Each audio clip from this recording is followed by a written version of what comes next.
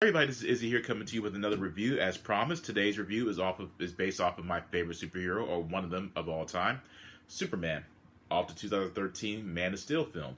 Now, Superman has experienced a lot of adaptations throughout the years, whether it's been silent serials or colored television series or animated series, film, what have you, video games, comic books, novelizations, you name it. Superman has is more or less cemented within popular culture. With this film in particular, Christopher Nolan and David Goyer decided to come to the agreement of how can we present Superman in a modern setting? How can we present Superman in a realistic perspective? Now, with that said, Superman is not a realistic hero, but however, they decided to go into the direction of let's put Superman in a world where if this alien happens to land upon Earth and has these godlike superhero powers, how would the world react to him? How would the government react to him? Would they embrace him with open arms, or would there be an obvious initial level of fear? And this film explores that. Zack Snyder, the director, receives a lot of unnecessary flack, in my opinion, with the tone that he set for the DC extended universe, the DCEU, the extended cinematic universe. I've always believed, from my perspective, that Zack Snyder met the Man of Steel film, as far as establishing the universe, was the proper way to do it. I think the problem resulted from fans who weren't necessarily receptive to the vision that he established. Granted, Superman is not a dark hero. He's not brooding. However, it's not the first time that we've had an adaptation where Superman is questioning his existence in the world. So it's not exactly such a far-fetched scenario for him to have questions and to not necessarily be over thrilled with the possibility of being the last of his kind. Needless to say, Man of Steel is a different type of Superman film. It is Superman in a very realistic setting where he is finding his place in the world and realizing that he is the last of his kind on Krypton. So it serves as an origin film, but while also establishing the Superman mythology. In this film, you have Henry Cavill, who is spot on, picture perfect Superman. Then you have Michael Shannon, who plays Zod, Kevin Costner, who plays Joe Pa Kent, Diane Lane as Martha Ma Kent, Lawrence Fishburne as Perry White, Amy Adams as Lois Lane. So there's a lot of I can't forget Russell Crowe as Jor-El, Superman's father. So there's a lot of information to be processed within this film, and there's also a storyline that need to be processed as well. From then on, with this film in particular, one of the things that I absolutely enjoyed about it was the fact that it cemented Superman in such a way where with the technology that we had available now, the directors and the producers were able, and the visual effects artists were able to really capture him in a way that really wasn't stylistically possible in the 70s and the 80s.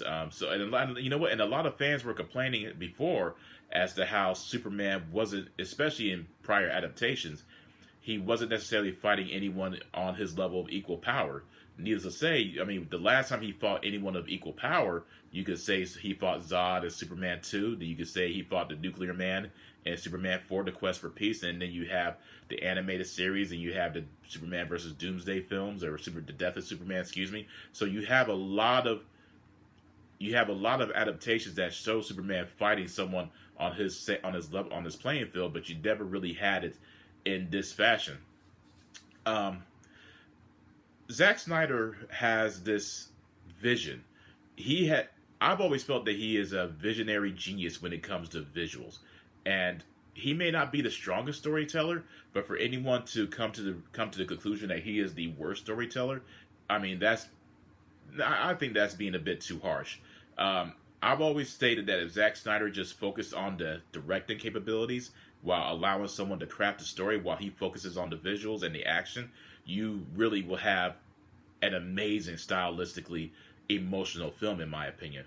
And Man of Steel, it has those moments. It really has those moments where there's a lot of heart, there's a lot of emotionality, there's a lot of questions, and of course, when it comes to Superman, there's always going to be religious symbolism that is ultimately very heavy on the content.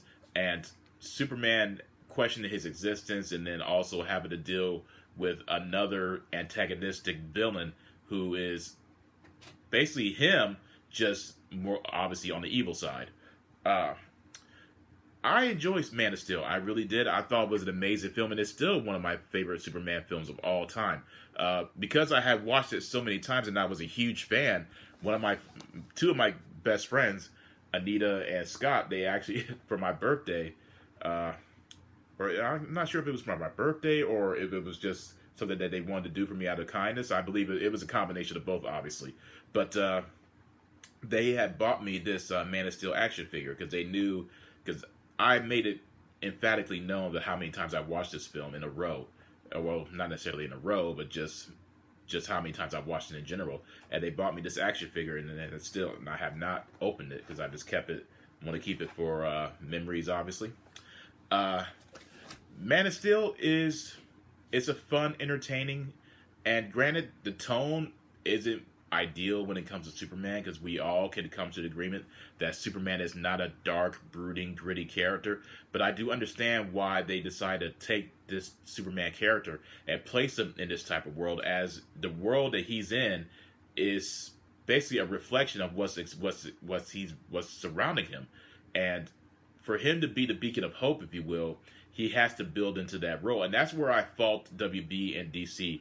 They attempted to rush into the universe too quickly rather than building it organically. Man of Steel was and is the perfect building block. It's just, with Marvel had already established in their cinematic universe, WB, DC decided, let's try to compete with them rather than just staying the course. And by them not staying the course, the universe essentially just became a complete mess with a multitude array of studio interference, creative differences, and it just didn't necessarily work out the way it should have. There was so much potential with this film, and not just the universe in general, and it just went. I hate to say it, it was completely wasted. It really was completely wasted. I'm not going to say that Marvel was paying off critics to give bad reviews to DC films. I will say that I do believe there were critics who already had a pro-Marvel agenda that was not willing to give any type of DC adaptation a fair shake, just because they didn't want to see another cinematic universe surpass Marvel as far as quality is concerned. One of the main aspects that I loved about Man of Steel and just the DCEU in general was how it wasn't so heavy-handed on the jokes. It wasn't so heavy-handed on playing it safe. It was simply presented a gods amongst us narrative, and it started with this. And it really just shows you how, if they had just stayed the course and kept it the way it should have been, there's no telling what the DCEU would have been now. Henry Cavill, like I said, is the picture perfect Superman. He looks and acts exactly like him, and the fact that he wasn't given a fair shake and given the proper material to work with in order to really be the Superman that we have envisioned in our heads and we have watched throughout the years is very, very, very disappointing. So I'm hoping that at some point that he does receive the proper sequel where where the character can still build into becoming the beacon of hope. Amy Adams as Lois Lane does a very good job. She wouldn't be what I consider to be the ideal Lois Lane, but she does a good job of what she was presented with her. Michael Shannon as Zod does an amazing job. He is picture perfect Zod, in my opinion. Vicious, ruthless, and very authoritative. You have Russell Crowe as Jor-El, who actually is up there with Marlon Brando as far as his depiction is concerned, with instilling the life lessons, or early life lessons, of Superman, of becoming a beacon of hope for humanity. Kevin Costner, I know he's received a lot of flack for his performance as Pa Kent. I'm not gonna bash this character depiction too much, simply because we're looking at Superman from a realistic perspective. We're not necessarily looking at Superman from the fantastical element where it's larger than life. Even though he is larger than life, we're having Superman very much grounded in a realistic setting. The visuals and the action, just phenomenal. I mean, literally, they always complained about Superman not fighting anyone on his level, on his playing field as far as power level is concerned. But to see Superman actually fight Zod, crashing through buildings and flying at superhuman speeds. It's just, and especially the first flight scene is one of the most iconic, memorable, and emotional and entertaining moments of the film, bar none. I mean, how anyone could say that this film was not inspirational is beyond me. That moment specifically, where he is committed to first flight, is just phenomenal. I could watch that scene over and over again, and it still moves me to this very day. The music, phenomenal.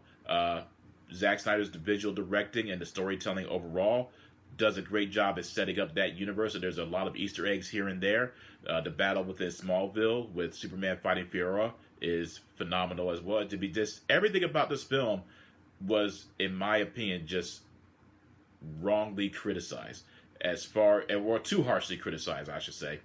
But overall, I enjoyed it. I enjoyed it for what it was. I'm hoping that at some point in the future we actually receive that proper sequel for the Superman for Man of Steel. I really do. I mean, it deserves it. And if anyone deserves it, it's definitely Henry Cavill. That is my review of Man of Steel. I hope everybody enjoyed it. Let me know what you thought about the film if you have watched it. And when you do watch it, please let me know what you thought about it. Provide a like and a comment on my Facebook and my YouTube, and you will be hearing from me again, my friends. Take care, be safe, and remain healthy. Adios.